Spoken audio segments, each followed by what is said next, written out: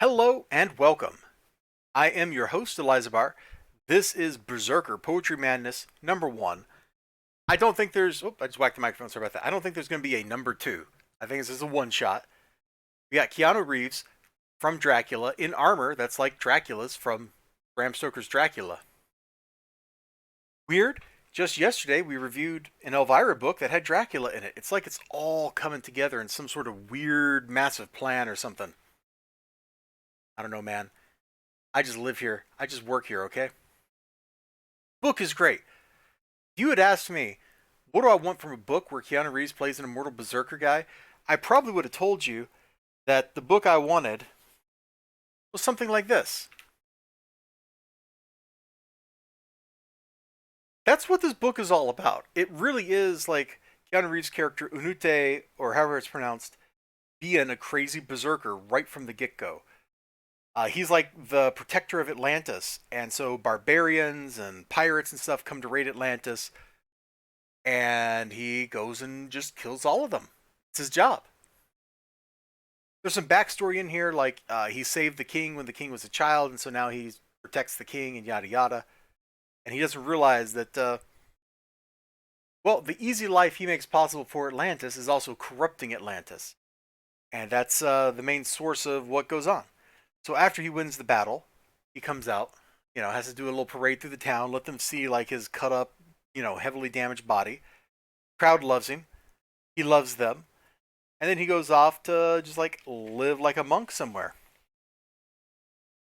So there's the king, evil priests. Like you kind of see where this is going, right? You see where this is going, right?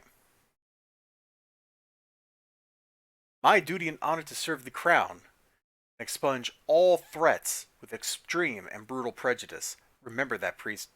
Nice, Anute. Apologies, great one. We are all here because of you. I will never forget that. Trust me. My master could protect the king from anything except himself. This story is being narrated by her, right there. And there's a couple of things I don't like about this book. We'll get into them in a second. What I really want to just kind of bring out here is that's what he's got to fight. Keanu Reeves versus, yeah, they just went there. They're just like, you know what? Great Cthulhu. Why not? We're not even going to pretend he's not named Cthulhu. He's just Cthulhu. And so from this point on through the rest of the book, see how thick this is? Like, this is half of the book. It's Keanu Reeves murdering, an eldritch horror from beyond reality. And let me tell you, I wasn't expecting that. And in the middle of all this murder and death, right? In the middle of all this crazy stuff, we're also getting like lore drops, plot points, all kinds of crazy things. This right here, what I wanted from Berserker all along. Like we're getting weird stuff, hyper violence, like this is A plus material. This is better than the main series. If the main series had been more like this, it would have been better. Instead, we got like, I don't know, 200 pages of Keanu Reeves sitting in a box. Like, oh, that's not literal, but like that's how it felt. Whereas this is Keanu Reeves and metaphysical stuff while he's stabbing a thing from beyond space time. Oh man, did we just get two thumbs ups? I think we did. Now the stuff I don't like, the art was a little off-putting at first. I felt like this was the artist from Crossed. I looked it up, I was wrong. This is not the artist from Crossed, but it had that kind of grungy, I felt dirty after reading some of these pages feel, which I guess it should. Like it absolutely should. Uh, wasn't expecting it though. And the only thing I'm really gonna like knock the writing for is there's some places where he swears like a modern person and that's out of place. Like going effing effers, like,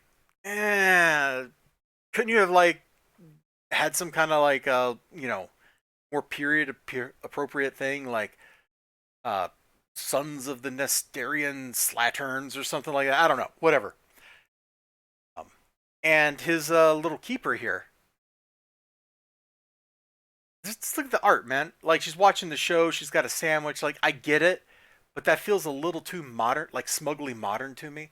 That kind of took me out of the glorious hyperviolence a little bit. Other than that, I had a blast with this book. This is delivering on the promises that Berserker was trying to promise us. That wasn't the best English, but I think you know what I mean. Anyway, you all take care of yourselves. You have a great one. Good book. I think even if you're not like a fan of the Berserker comic, like I think if you have not been reading it, I think you could still enjoy this book. Anyway, take care of yourselves. You have a great one.